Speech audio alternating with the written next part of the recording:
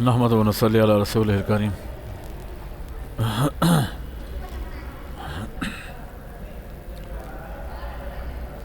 قانون نمبر 16 امر حاضر معلوم کا قانون۔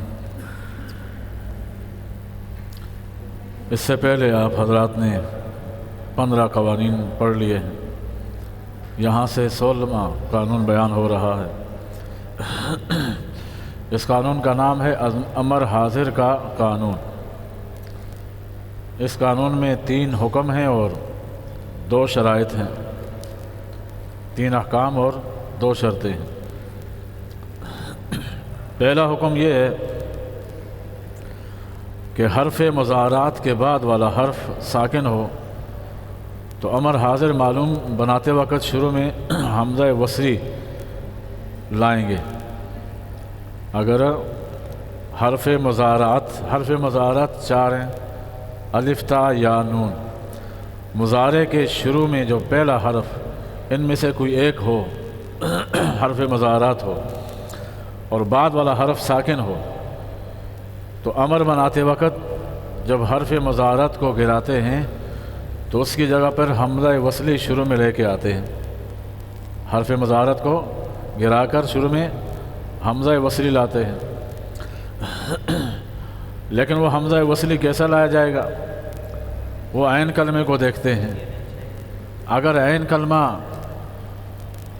مفتوح یا مکسور ہو، عین کلمہ مفتوح ہو یا مکسور ہو تو شروع میں جو حمزہ ہوگا وہ مکسور لایا جائے گا۔ جیسے تضرب سے اضرب، تا کو ہم نے گرایا، حرف مضارعات میں سے تا تھی، اس کو گرایا، اس کے بعد والا حرف ضاد ساکن ہے تو شروع میں حمزہ وصلی لائیں گے۔ اور کیسے لائیں گے؟ اس مضارع کی عین کلمے کو دیکھیں گے، عین کلمے پر فتحہ ہو یا کسرہ ہو، فتحہ ہو یا، تو شروع میں حمزہ وصلی کون سا لائیں گے؟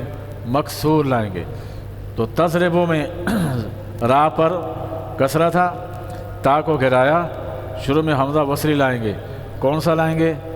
یہاں را مکسور ہے تو لہذا حمزہ وصلی بھی مکسور آئے گا، تو تضرب سے اضرب ہو جائے گا۔ اسی طرح مفتوح ہو تو تب بھی حمزہ وصلی مکسور لائیں گے، جیسے تفتح سے افتح۔ دیکھیں شروع میں تا تھی، اس کو گرایا، بعد میں فا کلمہ ساکن ہے، فا کلمہ کیا اس میں ساکن ہے، تفتح ہو۔ آگے عین کلمہ جو ہے فتح، جو عین کلمہ ہے اس پر فتحہ ہے تو اس لیے شروع میں حمزہ وصلی مفتوح نہیں لائیں گے، مکسور لائیں گے۔ تو عین کلمہ مکسور ہو تب بھی حمزہ وصلی مکسور ہوگا، عین کلمہ مفتوح ہو تب بھی حمزہ وصلی مکسور ہوگا، دونوں صورتوں میں۔ تو تضرب سے اضرب اور تفتح سے افتح۔ اور اگر عین کلمہ مضموم ہو، اس پر ضمہ ہو تو شروع میں حمزہ وصلی کیا لائیں گے؟ پھر مضموم لائیں گے آپ، جیسے تنصر سے انصر۔ تنصر مضارع تھا، مخاطب کا صیغہ تھا، ہم نے اس سے امر کا صیغہ بنانا ہے تو حرف مضارعات جو شروع میں تا لگی ہوئی تھی اس کو گرایا، گرانے کے بعد دیکھا کہ اس کا عین کلمہ مضموم ہے، را پر پیش ہے تو شروع میں حمزہ وصلی کون سا لائیں گے؟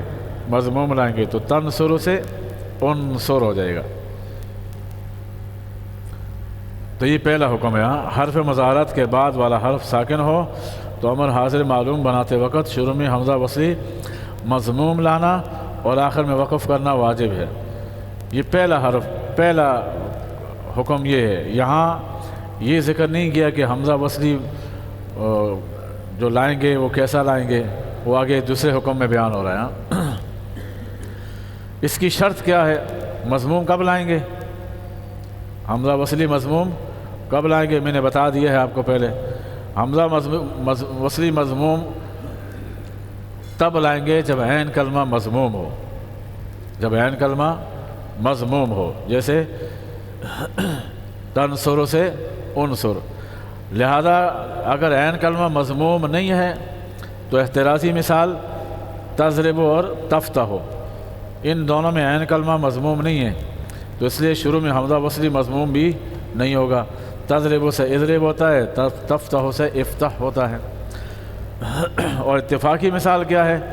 تنصر سے انصر، اور تشرف سے شرف یشرف، شرف یشرف، تشرف سے اشرف، یہاں مضموم ہے کیونکہ عین کلمہ مضموم تھا۔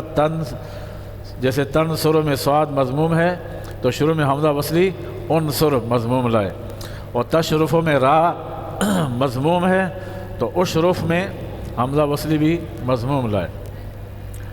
دوسرا حکم، حرف مضارعت کے بعد والا حرف ساکن ہو تو امر حاضر معلوم بناتے وقت شروع میں حمزہ وصلی مکسور لانا اور آخر میں وقف کرنا واجب ہے۔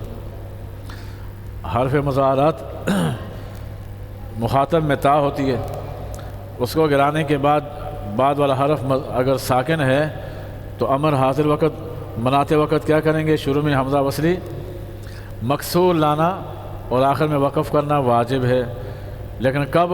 اس کی شرط یہ ہے کہ مضارع کا عین کلمہ مضموم نہ ہو۔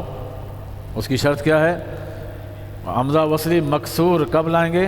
اس کی شرط یہ ہے کہ مضارع کا عین کلمہ مضموم نہ ہو۔ اگر مفتوح ہے یا مکسور ہے تو پھر حمزہ وصلی مکسور لائیں گے۔ احترازی مثال یعنی جہاں یہ قانون جاری نہیں ہوگا وہ ہے تنصر اور تشرف، تنصر اور تشرف، اور جہاں پر یہ جاری ہوگا اس کی مثال اتفاقی مثال تضرب سے اضرب اور تمنع سے امنع۔ یہاں دیکھیں دونوں میں ایک میں مفتوح ہے عین کلمہ، دوسرے میں مکسور ہے، تو حمزہ وصلی بھی کیا کیا؟ مکسور ذکر کیا، اضرب اور امنع۔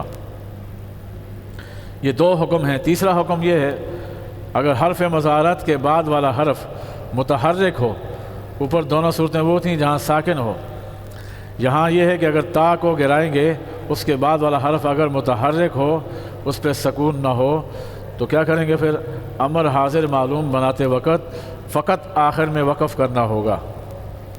امر حاضر بناتے وقت آخر میں صرف وقف کریں گے، شروع میں حمزہ وغیرہ لانے کی کوئی ضرورت نہیں ہے۔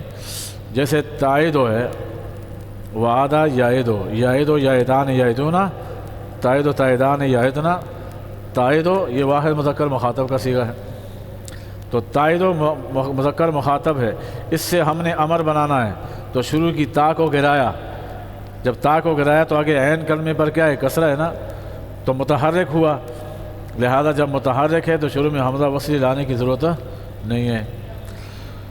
تائیدو سے آخر میں صرف وقف کریں گے تو تائیدو سے کیا بن جائے گا؟ عید۔ وقف کا معنی کیا ہے؟ آخر میں ساکن کریں گے اس کو۔ تو تصرف ہے، باب تفعیل ہے، اس کا امر بنانا ہے تو تصرف واحد مذکر مخاطب کے صیغے سے بنائیں گے، تو لہذا یہاں پر بھی جب تا کو گرائیں گے تو اس کے بعد والا حرف کیا ہے؟ اس میں کسرہ ہے نا، تو اس لیے اس کو چھیڑنے کی ضرورت نہیں ہے۔ تو تصرف سے کیا بن جائے گا؟ صرف۔ دیکھیں صاد پر فتح ہے، صرف تا کو گرایا ہے، صاد پر فتح ہے، تو لہذا یہاں حمزہ لانے کی ضرورت نہیں ہے، تو تصرف سے کیا بن جائے گا؟ صرف بن جائے گا۔ یہاں پر کچھ فوائد ہیں جو املاء الصرف میں دیکھ لیں۔ یہ 16واں قاعدہ تھا جس میں 3 حکم پڑھے آپ نے اور 2 شرطیں پڑھی ہیں۔ پہلا حکم کیا تھا؟ حرف مضارعت کو گرانے کے بعد بار والا حرف اگر ساکن ہے تو امر بناتے وقت شروع میں حمزہ وصلی مضموم لائیں گے۔ شرط کیا ہے؟ پہلی شرط کہ عین کلمہ کیا ہو؟ مضموم ہو۔ دوسرا یہ ہے کہ مضارعت کے بعد والا حرف ساکن ہو، تو اس حرف مضارعت کو گرانے کے بعد امر بناتے وقت شروع میں حمزہ وصلی مکسور لائیں گے۔ شرط کیا ہے؟ کہ عین کلمہ مضموم نہ ہو۔ عین کلمہ اگر مضموم ہوا تو پھر مکسور نہیں لائیں گے، پھر مضموم لانا پڑے گا، جیسے تنصر سے انصر۔ اور تیسرا حکم کیا؟ حرف مضارعت کو گرانے کے بعد والا حرف ساکن نہ ہو، متحرک ہو، تو امر حاضر بناتے وقت کیا کریں گے؟ اس تائے حرف مزارت کو گرانے کے بعد اس کو اپنی حالت پر برقرار رکھیں گے، آخر میں وقف کر دیں گے، آخر میں، جیسے تائیدو سے عید۔ آگے 17واں قانون ہے، اس قاعدے کا نام ہے الف فاصلہ کا قانون۔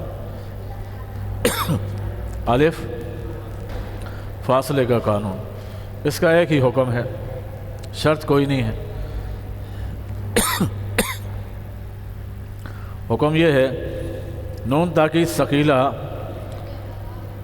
نون تاکید ثقیلہ لیضربن، اس نون تاکید ثقیلہ نون ضمیر کے ساتھ اگر متصل ہو جائے، نون تاکید ثقیلہ ہو اور کس کے ساتھ مل جائے، نون ضمیر کے ساتھ مل جائے، تو درمیان میں الف فاصلے کے لیے لانا واجب ہے۔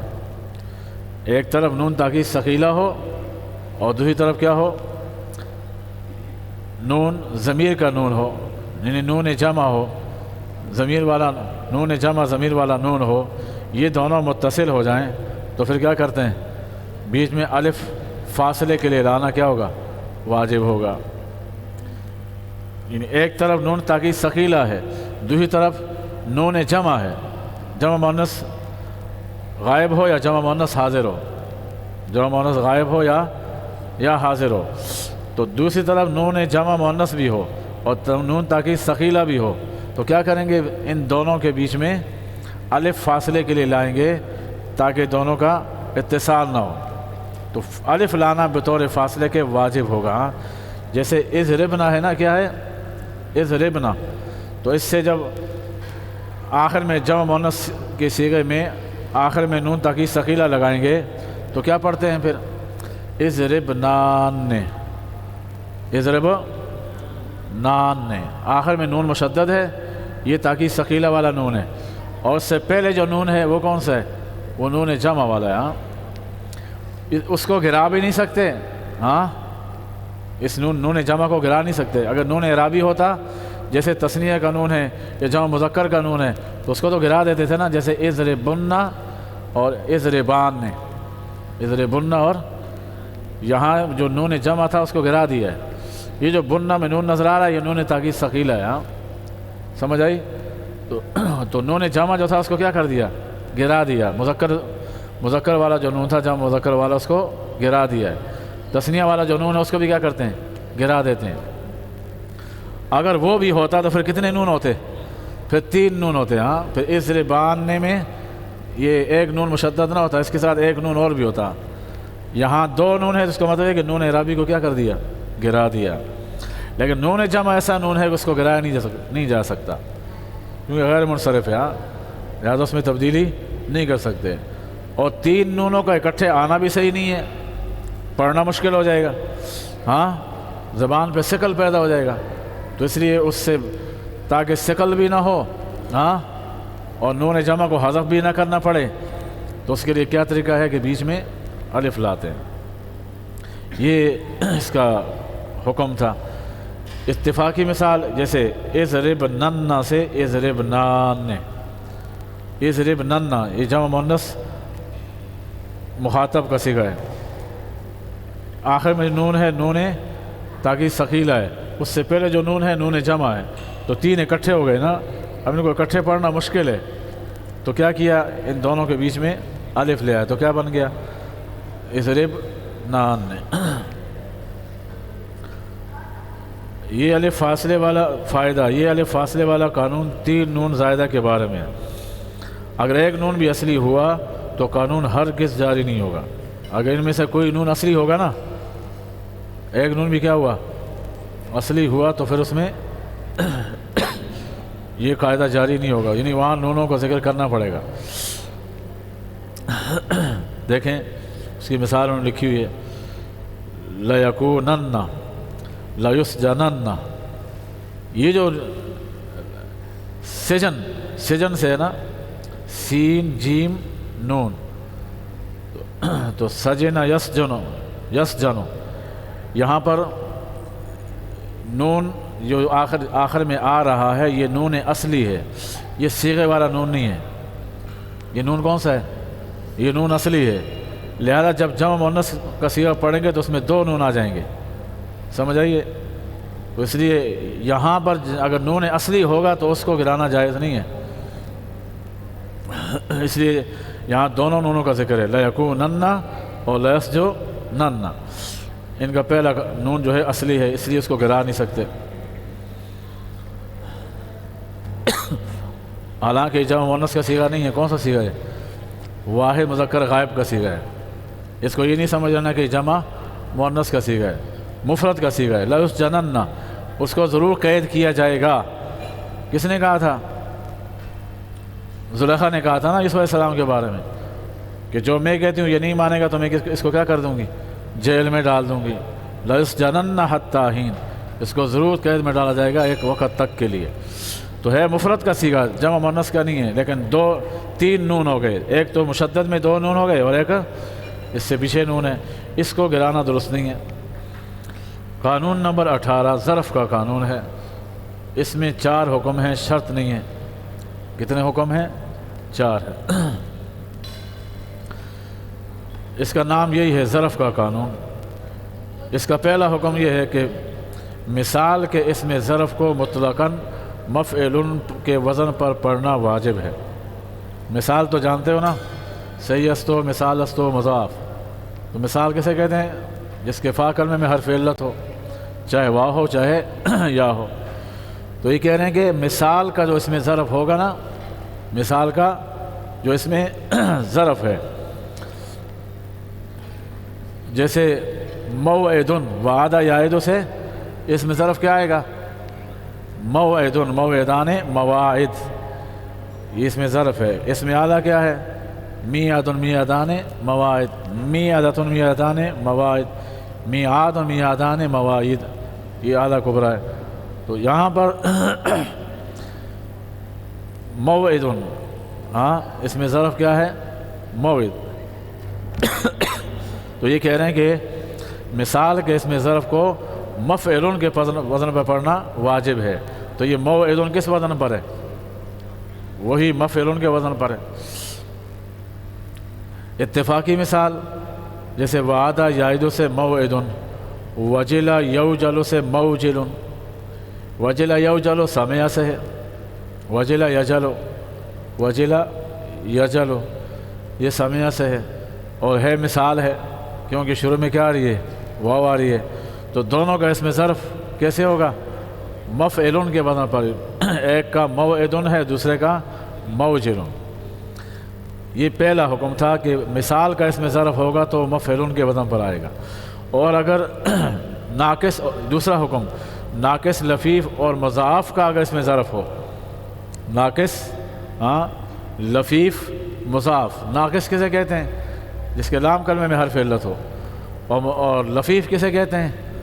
جس کے فاعل لام میں سے 2 حرف کیا ہوں؟ حرف علت ہوں، چاہے ملے ہوں چاہے الگ الگ ہوں، لیکن 2 حرف کیا ہوں؟ حرف علت ہوں فاعل لام میں سے۔ اور مضاعف کا مطلب کیا ہے؟ کہ جس میں فاعل لام میں سے 2 حرف ایک جنس کے ہوں۔ فرا، اصل میں فرارا، 2 را ہے۔ تو ان تینوں میں سے کوئی بھی ہو نا، تو ان کا اس میں ظرف کس کے وزن پہ آئے گا؟ مفعول کے وزن پہ آئے گا۔ کس کے وزن پر؟ مفعول کے وزن پر آئے گا۔ مطلقاً، مطلقاً کا مطلب یہ ہے کہ چاہے وہ سامعہ سا ہو، چاہے فتحہ سے ہو، چاہے ضربہ سے ہو، کسی سے بھی ہو۔ حالانکہ پیچھے آپ نے جو صحیح کے جو صحیح کی مثالیں تھیں اس کے بارے میں آپ نے کیا پڑھا تھا کہ جس باب کے مضارع میں عین کلمہ مکسور ہوگا یا مفتوح ہوگا اس میں حمزہ وصلی مکسور لائیں گے، ہاں تو اس کے ضرب بھی اسی حساب سے آئے گا، اس کا ضرب بھی اسی حساب، یعنی عین کلمے کو دیکھ کے آئے گا۔ عین کلمے پہ کسرہ ہے تو اس کا ضرب بھی کیا ہے؟ مکسور ہوگا۔ آئی سمجھ؟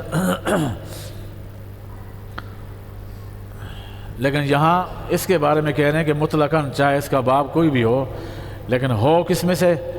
ناقص میں سے یا لفیف میں سے یا مضاعف سے، تو اس کا اس میں ظرف مفعول کے وزن پہ آئے گا۔ جہاں پر یہ قاعدہ جاری ہوگا اس کی مثال دہا یدعو، دہا یدعو، آخر میں واو ہے نا، دہا اصل میں کیا تھا؟ دعوا، دہاوا، لام کلمے میں حرف علت ہے، تو انہوں نے کہا تھا مطلقاً، چاہے باب کوئی بھی ہو، نصرہ ہو، ضرب ہو، کوئی بھی ہو، کس وزن اس کا ظرف کیسے آئے گا؟ مفعول کے وزن پر۔ تو دیکھیں مدعن، اس کا ظرف کیا ہے؟ مدعن مدعیان مدائب، مدائب، مدعن مدعیان مدائب، مدعات مدعاتان مدائب، یہ اس میں ظرف ہے ان کا، اس میں اعلیٰ۔ آگے لفیف کی مثال، یہ تو تھی کس کی؟ مثال کی مثال تھی، مثال کی مثال تھی۔ اور لفیف کی مثال کیا ہے؟ وقا یقی، وقا یہ ہے باب ضربہ، وقا یقی کون سا باب ہے؟ ضربہ ہے، لیکن اس کا ظرف کس کے وزن پر ہے؟ مفعول کے وزن پر ہے، لہذا اس کا ظرف کیسے آئے گا؟ موقن، موقن نہیں آئے گا، کیا آئے گا؟ موقن، موقعان مواقن۔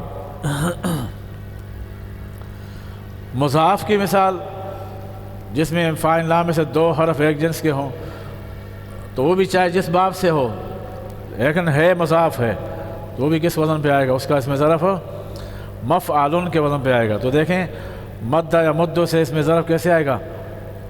ہاں وہ لکھا ہوا ہے نیچے، ممدد، مفعول ممدد۔ تیسرا حکم کہ صحیح، محموز اور اجوف، نمبر 1 صحیح، نمبر 2 محموز، نمبر 3 اجوف، ان کا اس میں ظرف مضارع معلوم پر ہے۔ ان تینوں کا، صحیح کا ہو یا محموز کا ہو یا اجوف کا ہو، ان کا اس میں ظرف کیا ہوگا؟ مضارع معلوم کے وزن پہ ہے۔ اگر مضارع معلوم یا فعلوں کے وزن پر ہو، ان میں سے کسی کا بھی مضارع معلوم کون سا؟ صحیح ہو، محموز ہو اور اجوف ہو۔ اجوف کسے کہتے ہیں؟ جس کا عین کلمہ حرف علت ہو۔ محموز جس کے کسی بھی فاعل لام میں سے کسی کے مقابلے میں بھی حمزہ ہو۔ تو ان تینوں میں سے کوئی بھی ہو، ان کا ظرف ان کے اسی باب کے مضارع معلوم کے وزن پر آئے گا۔ اگر مضارع معلوم اس کا یفعلو کے وزن پر ہے، کس وزن پر؟ یفعلو کے وزن پر ہے، تو اس میں ظرف مفعلون آئے گا۔ جیسے اس کی مثال ضربہ یضرب، یفعلو کے وزن ہے نا، اور ہے بھی کون سا؟ صحیح ہے، صحیح ہے، تو ضربہ یضرب سے مضربون ہو گیا۔ محموز کی مثال عذرا یعذر، عذرا یعذر، دیکھیں یہاں پر یہ بھی ضربہ سے ہے، یعنی مضارع کیا ہے اس کا؟ یفعلو کے وزن پر ہے، تو اس لیے اس کا اس میں ظرف کیا آیا؟ معذرن، مفعلن کے وزن پہ۔ اسی طرح اجوف ہے، جس کے عین کلمے میں حرف علت ہو، تو اس کا بھی کیا ہوگا؟ اس میں ظرف اسی اس باب کے مضارع کے وزن پہ آئے گا۔ تو اس کی مثال ہے با یبیو، تو یبیو یب یہ ہوتا نا اصل میں، یفعلو کے وزن پر ہے، تو لہذا جب مضارع یفعلو کے وزن پر ہے تو اس میں ظرف بھی کس کے وزن پہ ہوگا؟ مفعلن کے وزن پہ ہوگا۔ اس کی مثال مبیعن، مفعول بھی یہ استعمال ہوتا ہے اور اس میں ظرف بھی اس کا یہی استعمال ہوتا ہے، لیکن مفعول میں اور ظرف میں فرق کہاں سے کریں گے؟ اصل نکالتے وقت۔ ہاں، مفعول میں اور ظرف میں فرق کیسے کریں گے؟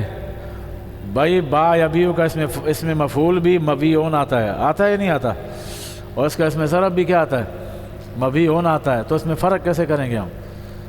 تو مفعول بناتے وقت اس کو مفعول کے وزن پہ لے جانا پڑے گا، اس کی اصل مفعول کے وزن پہ لائیں گے، اور ظرف میں اس کو ظرف کے وزن پہ لائیں گے۔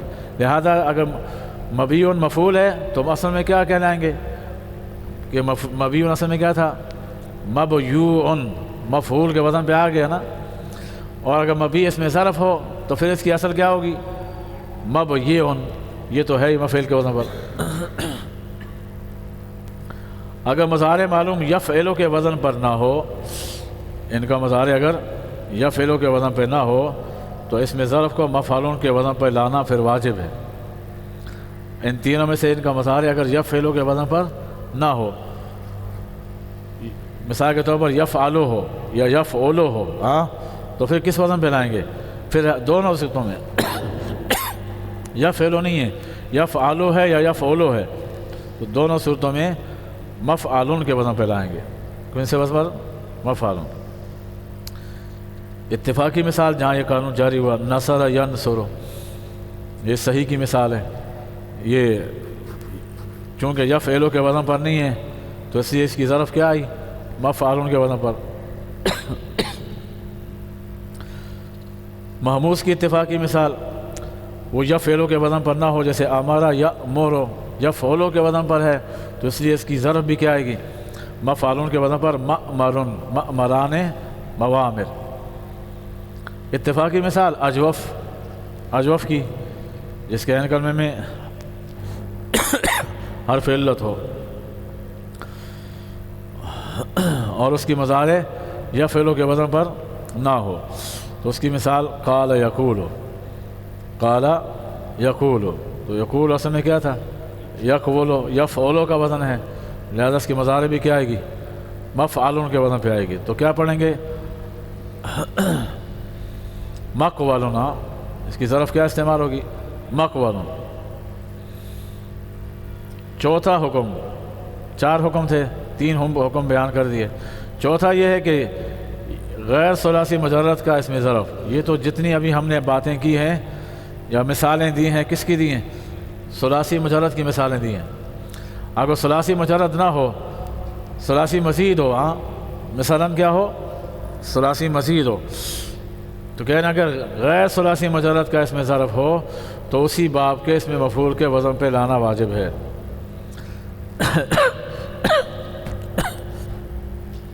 غیر ثلاثی مجرد یعنی مثال کے طور پر ثلاثی مزید ہو تو اس کا اسم ظرف اسی باب کے اس کے اسم مفعول کے وزن پر اس کو لانا واجب ہے. وہ کون سی مثال ہے جہاں پر غیر ثلاثی مجرد میں سے ہے؟ جیسے اکرم یکرم، تو اکرم یکرم سے اگر اس میں تفضیل استعمال کیا تو کیا ہوگا؟ کیسے پڑھیں گے؟ اسی باب کے اسم مفعول کے وزن پر. تو لہذا اکرم یکرم کا مفعول کون سا ہے؟ یکرم ہے نا. کیا استعمال؟ مکرمن. مکرمن اس میں فاعل ہے نا، اور مکرمن اس میں مفعول ہے. تو ہم نے کیا کہا کہ اسی باب اگر غیر ثلاثی مجرد ہو اور اس کا اسم تبدیل ہو تو کس میں سے ہوگا؟ اس باب کے مفعول کے وزن پر ہوگا. تو لہذا کیسے پڑھیں گے؟ مکرمن، وہی مفعول بھی ہے وہی ظرف بھی ہے. فرق کیسے کریں گے کہ یہاں مفعول ہے یہاں ظرف ہے؟ شکل تو دونوں کی ایک ہے نا، اصل بھی وہی ہے اور اصل بھی وہی ہے، مکرمن مفعول کے وزن پر ہے. تو اب کیسے پتہ چلے گا کہ یہ اس میں ظرف ہے اور یہ اس میں مفعول ہے؟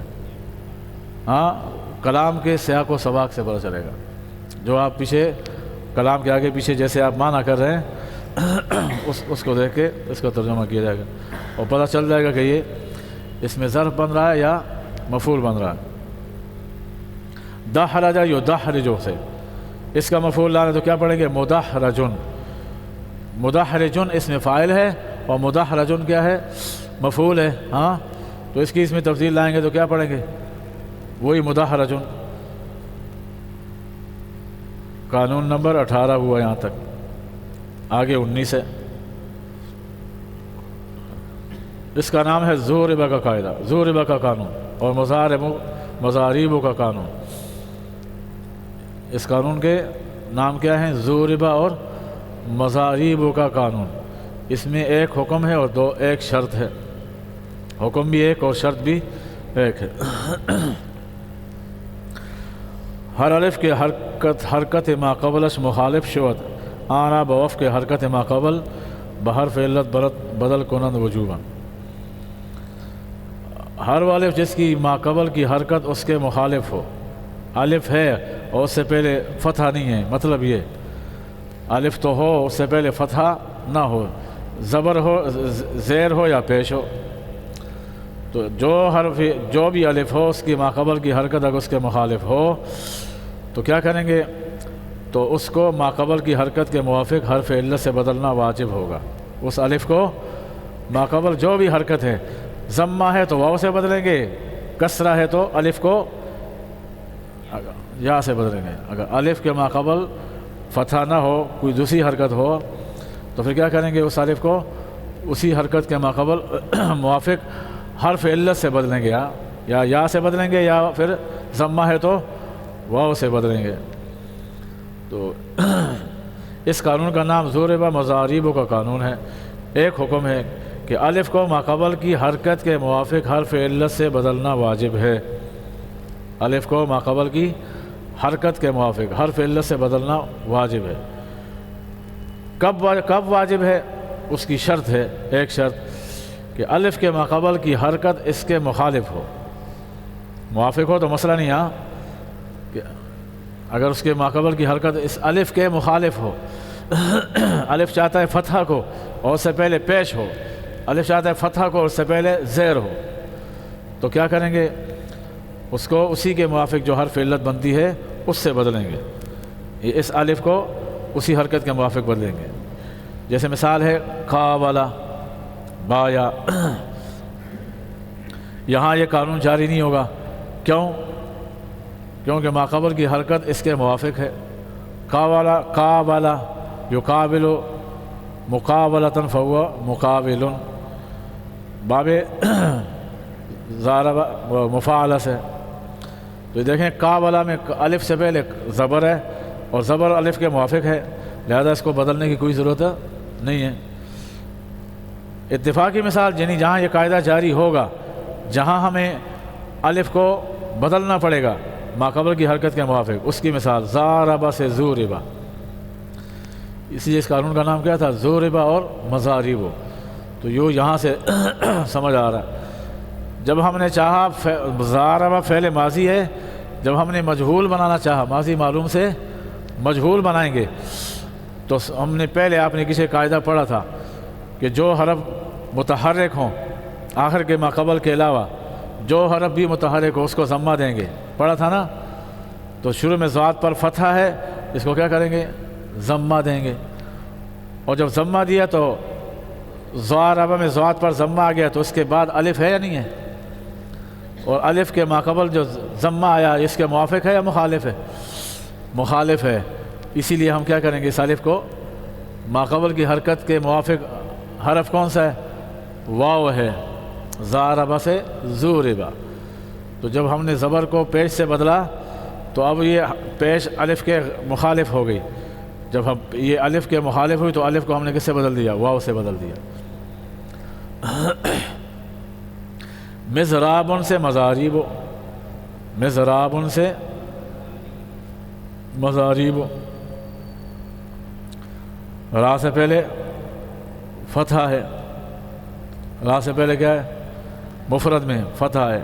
جب اس کی جمع بنائی تو آپ کو پتہ ہے شروع کے دو حرف مفتوح ہوتے ہیں، تیسری جگہ الف لایا جاتا ہے، چوتھی جگہ را پر را ہے۔ اور آپ نے پڑھا تھا کہ را کے بعد جو حرف ہوگا اس کو کس سے بدلیں گے؟ چوتھی جگہ جو حرف ہوگا وہ مکسور ہوگا، سمجھ آئیے کیا ہوگا؟ اس کو کسرہ دیں گے، جیسے مساجد، ہاں مساجد، تو اسی سے اسی کی طرح مضارب، اور یہ مضاریب ہے، چونکہ مفرد میں الف تھا، مضرابن، را کے بعد کیا تھا؟ مفرد میں را کے بعد الف تھا، اور ہم نے جمع میں را کو کسرہ دیا، اسی را کو کسرہ دیا، اس ضاد اور را کے درمیان میں الف لے آئے۔ وہ الف کیوں لائے؟ وہی جمع کی علامت ہے، مضرابن سے مضاریبو، ضاد کے بعد الف بڑھایا نا، را سے پہلے ضاد کے بعد جمع میں کیا کیا؟ الف بڑھایا۔ یہ کیوں بڑھایا؟ یہ جمع کی علامت ہے، اس لیے بڑھایا۔ اور مفرد میں را کے بعد الف تھا، مضرابن الف تھا را کے بعد، تو را کو تو ہم نے کیا کر دیا؟ کسرہ دے دیا، مضاریب، را پہ کسرہ آ گیا، اور اس کے بعد مفرد میں کیا تھا؟ الف تھا۔ تو اب ابھی وہ قانون جاری ہوگا کہ الف سے پہلے کیا آ جائے، اس کی حرکت اس کے موافق نہ ہو تو اس کو اسی حرف علت سے بدلیں گے۔ تو را پہ کسرہ ہے تو کسرہ کے موافق کیا ہوتے ہیں؟ یا، تو اس الف کو مضرابن کے بعد آخر میں جو الف ہے اس کو کس سے بدلا؟ یا سے، تو مضرابن سے مضاریب ہو جائے گا۔ آگے سے تنوین کو گرا دیں گے کیونکہ غیر منصرف ہے۔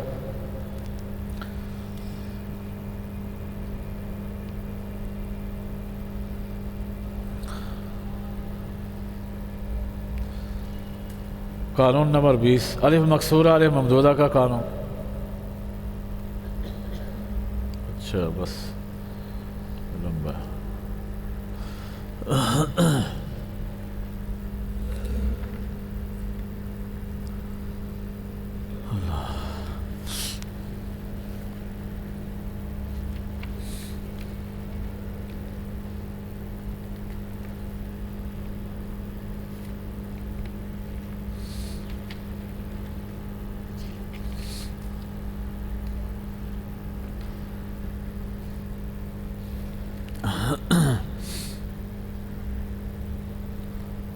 آگے جمع مکسر کے اوزان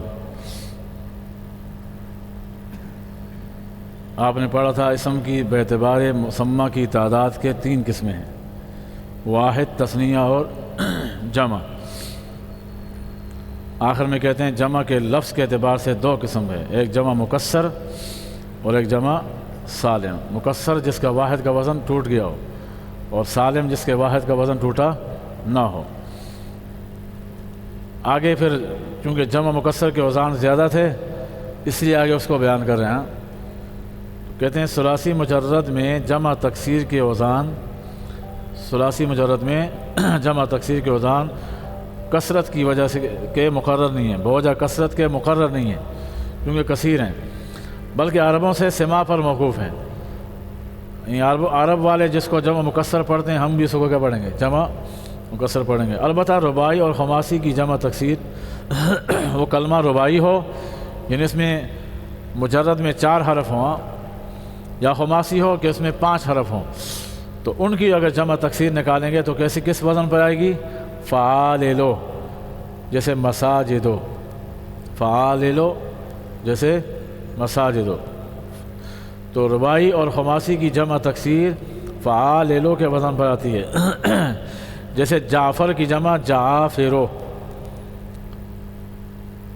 جعفر کی جمع کیا آتی ہے؟ جعافرو۔ اور جہمرشن کی جمع جہامرو۔ 5واں حرف حذف کرنے کے ساتھ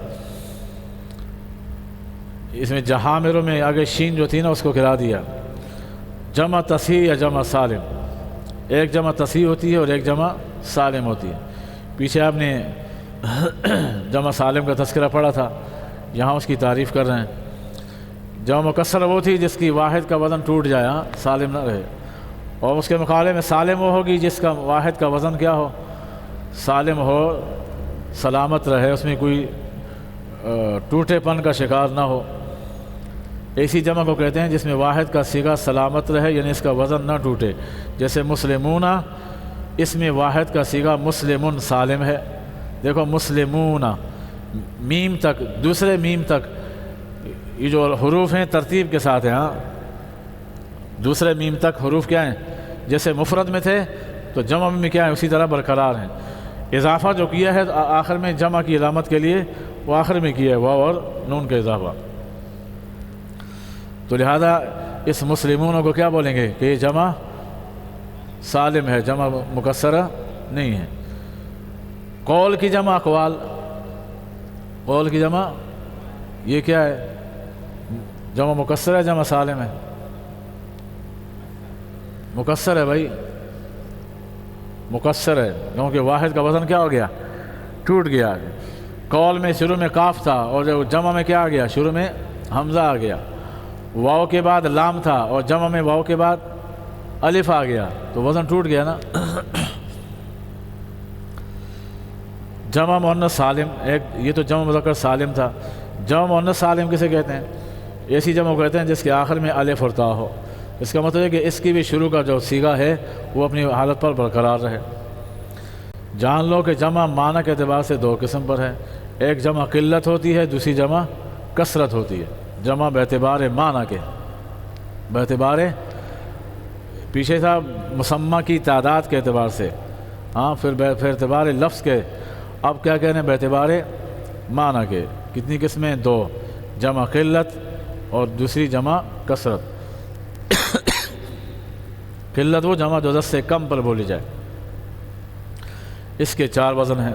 جمع قلت کے صرف 4 وزن ہیں، افعل، افعال، افعلۃ، فعلۃ، افعل، افعال اور افعلۃ اور فعلۃ۔ افعل جیسے کلب کی جمع اکلب، افعل جیسے کلب کی جمع اکلب، کلب ایک کتا، اکلب بہت سارے کتے۔ افعال جیسے قول کی جمع اقوال، قول ایک بات اور اقوال بہت ساری باتیں۔ تو جمع قلت 10 سے کم پر بولی جاتی ہے، اس کا اطلاق 10 سے کم پر ہوتا ہے۔ افعلتن، افعلتن اس کے وزن پر ہے اعونتن، عون کی جمع ہے، عون مفرد ہے، معنی مددگار، سپاہی، چند سپاہی، تو سپاہی بھی مددگار ہوتے ہیں، تو عون کا معنی لفظی معنی مدد. ہاں فعلتن چند لڑکے، یہ غلمتن، جیسا کہ فعلتن کے وزن پر کون سا لفظ ہے؟ غلمتن، اور غلمتن غلمان کی جمع ہے. ہاں غلمان معنی لفظی معنی لڑکے، اور غلمتن معنی چند لڑکے. ہاں یہ غلام کی جمع ہے، غلام مفرد ہے اور غلمتن اس کی جمع ہے. ان چار اوزان کے علاوہ وہ جمع مذکر اور جمع مؤنث سالم جن پر الف لام نہ ہو، وہ جمع مذکر اور جمع مؤنث سالم جن پہ الف لام نہ ہو، یہ بھی جمع قلت پر دلالت کرتے ہیں. اگر جمع سالم ہو اور اس پہ الف لام ہو تو پھر جمع قلت پہ دلالت نہیں کریں گے، اور اگر ان پر الف لام ہو تو پھر ان سے جمع کثرت مراد ہوتی ہے. جیسے مثال کے طور پر مسلمون ہے، تو الف لام نہیں ہے نا، الف لام نہیں ہے تو اس سے کیا مراد ہوگا؟ 9 تک. ہاں 3 سے 9 تک. لیکن اگر الف لام آ جائے المسلمون، حدیث میں آتا ہے نا، کیا آتا ہے؟ المسلمون کرجل واحد. ہاں مسلمان کیا ہیں؟ ایک آدمی کی طرح ہے. اس پہ کیا لگا ہوا ہے؟ الف لام لگا ہوا. اس کے بعد سارے مسلمان، اس میں چند مسلمان نہیں بلکہ سارے مسلمان.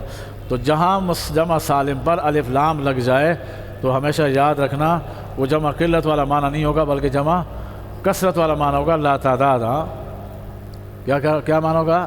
لا تعداد. اسی طرح ایک مسلماتن ہے، رأیت مسلماتن جمع ہے، لیکن کہاں تک بولا جائے گا؟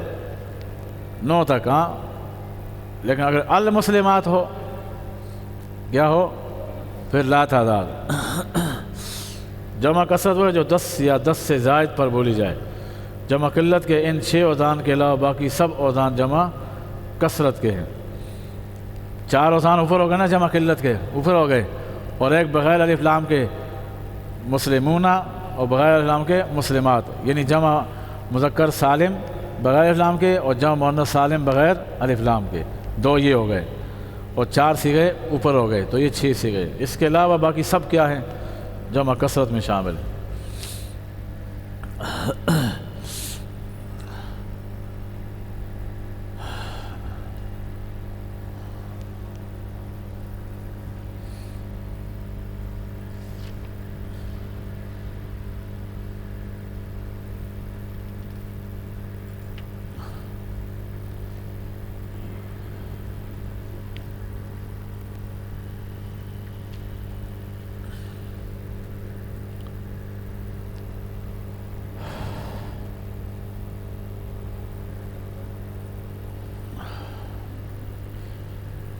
انشاءاللہ کل سے تفسیر بھی شروع ہوگی. سورہ کہف سے انشاءاللہ شروع کریں گے انشاءاللہ. آج 21 شعبان المعظم ہے.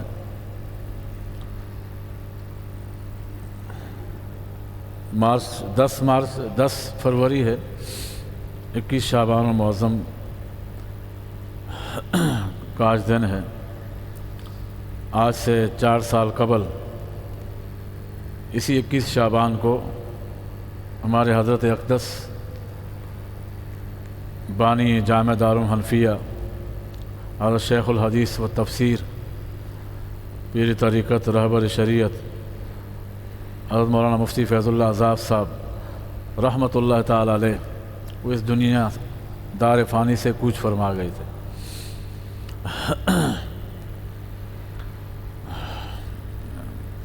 تو اسلام میں تو ہر دن نہیں منائے جاتے. ہاں بزرگوں کا تذکرہ کیا جاتا ہے، اور تذکرہ کرنے کا مقصد یہ ہوتا ہے تاکہ ہمیں ان کا بھولا ہوا سبق یاد آ جائے کہ ہم جن ہستیوں کے نام لیوا ہیں، جن ہستیوں کے ہم نام لیتے ہیں، احترام سے لیتے ہیں، اور جو ہمارے لیے قابل قدر تھیں، جن کے ہمارے اوپر لاکھوں احسانات ہیں، تو ان کی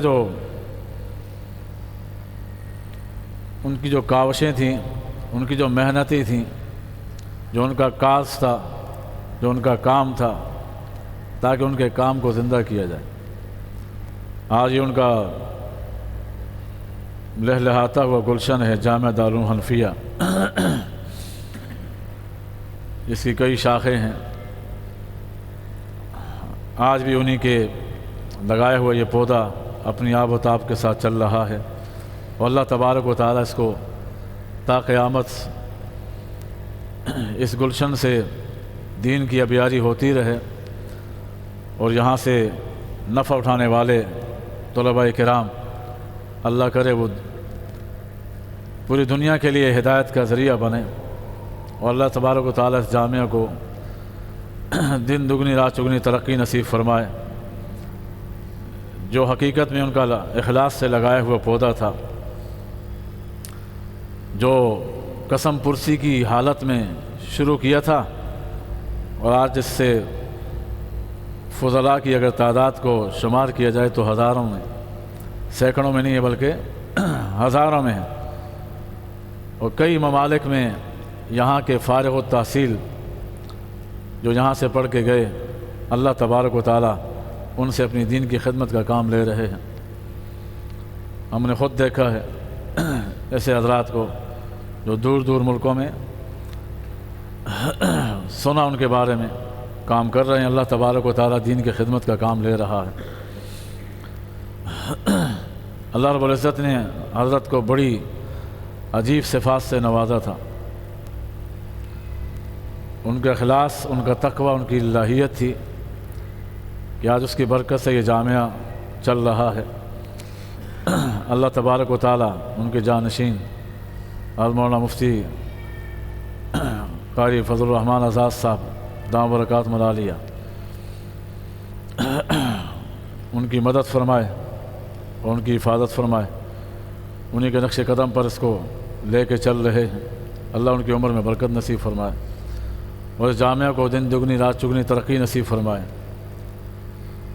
جو حضرات ان کے ساتھ، اس جامعہ کے ساتھ محبت رکھنے والے ہیں، کسی بھی لحاظ سے دعاؤں میں یاد رکھتے ہیں، دام درم سخ میں جس قدر ہو سکتی ہے وہ تعاون کرتے ہیں کسی بھی لحاظ سے، تو اللہ رب العزت ان کے اس تعاون کو قبول فرمائے اور تا قیامت ان کے لیے صدقہ جاریہ بنائے۔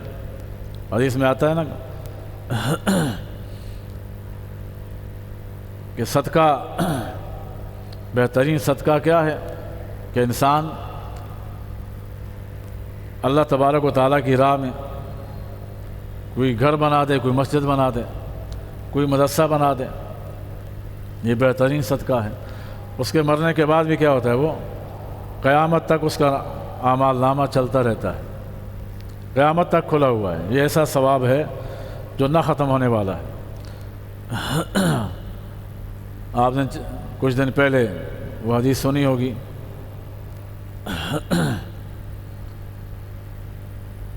ایک واقعہ سنا تھا، حدیث تو نہیں تھی، ایک واقعہ سنا تھا، اس میں یہ بیان ہوا تھا کہ کسی بزرگوں کے واسطے سے منقول ہے کہ ایک شخص کا انتقال ہوا تو اس کے گھر والوں نے پیچھے اس کے لیے کچھ صدقہ خیرات کی، تو فرشتوں نے اس تک پہنچایا، کہا کہ تمہارے اہل خانہ کی طرف سے تحفہ آیا ہے، تمہارے اہل خانہ کی طرف سے تحفہ آیا۔ تو فرمایا جب اس نے وصول کیا وہ ثواب، اپنے ساتھ قبرستان میں جتنے تھے اس کے ساتھ شریک تھے سب کو دکھاتا پھر رہا ہے کہ دیکھو میرے گھر والوں نے میرے لیے تحفہ بھیجا، میرے گھر والوں نے میرے لیے تحفہ بھیجا۔ تو حقیقت یہ ہے کہ جو دنیا سے چلا جاتا ہے وہ پل پل میں محتاج ہوتا ہے، ایک ایک نیکی کا محتاج ہوتا ہے، تو اس کے لیے نیکی کا دروازہ کھولنے کا راستہ یہ ہے کہ انسان اپنے مال کو کار خیر میں لگا دے، اس کے مرنے کے بعد بھی کیا ہوگا؟ یہ صدقہ اس کو پہنچتا رہے گا۔ ایک صورت ہے مرنے کے بعد مالنامہ بند ہو جاتا ہے، ہاں، لیکن یہ صورت ہے کہ جو اپنے لیے ایسے ایک نیک کام کرا دے، یا تو اللہ کی راہ میں مال صدقہ کر دیا، یا اپنا نیک بچہ چھوڑا، حافظ بنایا، اس کو عالم بنایا، ہاں، تو یدعو لہو، جو بچہ کیا کرتا ہے؟ اس کے لیے دعائیں کرتا ہے، اللہ تبارک و تعالیٰ اس بچے کا ثواب اس کو پہنچاتے رہتے ہیں۔ وہ بعض علماء تو یہ فرماتے ہیں کہ اگر بچہ اولاد نیک چھوڑی ہے، اولاد اگر کسی نے نیک چھوڑی ہے تو دعا نہ بھی مانگے، دعا مانگنے کی ضرورت بھی نہیں ہے، اس کی نیکیاں اس کو ملتی رہتی ہیں۔ وہ اس کا والد اس کی دعائیں مانگنے کا محتاج نہیں ہے، آٹومیٹک یہ جو بھی نیک عمل کرتا جاتا ہے اس کی نیکیاں اس کو مل رہی ہیں۔ تو یدعو لہو کی بات ہی نہیں ہے، ہاں، وہ نہ بھی کرے تب بھی اللہ کیا کرتے ہیں؟ اس کو ثواب اس کو پہنچاتے رہتے ہیں۔ جہاں انسان ایک ایک نیکی کا محتاج ہوگا اس وقت، اور اس کو وہاں سے ایک روشنی کی کرن اس کو مل رہی ہو تو کتنا خوش ہوگا وہاں۔ حدیث میں آتا ہے، آپ نے سنا ہوگا کہ جب کوئی طالب علم جو قرآن پڑھنے والا ہے جب کسی قبرستان سے گزرتا ہے تو حدیث میں آتا ہے، ترمذی شریف میں یہ حدیث موجود ہے دوسری جلد میں، کہ 40 دن تک اللہ تبارک و تعالیٰ اس قبرستان والوں سے، قبر میں جتنے مدفون ہیں، 40 دن تک اس عذاب کو مؤخر کر دیتے ہیں۔ وہ کھڑے ہو کر دعا نہ مانگے، صرف اس کا گزر ہو، ایک طالب علم کا، قاعدہ پڑھنے والا طالب علم ہے، الف با پڑھنے والا طالب علم ہے، ہاں، اما سپارہ پڑھنے والا طالب علم ہے، جن کو ہم بڑا حقیر سمجھتے ہیں، ہاں، وہ طالب علم قبرستان سے گزر رہا ہے صرف، ہاں، اس کے گزرنے پہ اللہ تبارک و تعالیٰ 40 دن کے عذاب کو مؤخر کر دیتے ہیں۔ اندازہ لگائیں کہ کس قدر عظیم ہیں یہ طلباء، لیکن ہمیں ان کی عظمت کا اندازہ نہیں ہے۔ تو بہرحال یہ تو اتنا بڑا جامعہ ہے، اللہ نے کتنے کام لیے اس سے، یقیناً یہ کار خیر میں سارا کار خیر ان کو پہنچتا ہوگا، ان کی روح کو پہنچتا ہوگا۔ بس اللہ تبارک و تعالیٰ سے دعا ہے کہ اللہ رب العزت اس جامعہ کو دن دگنی رات چگنی ترقی نصیب فرما دے، اور ان کے منتظمین کو جزائے خیر نصیب فرما دے، اور ان کی اللہ تبارک و تعالیٰ مدد فرمائے۔ دعا فرما لیتے ہیں۔ الحمدللہ رب العالمین والصلاۃ والسلام علی سید الانبیاء والمرسلین۔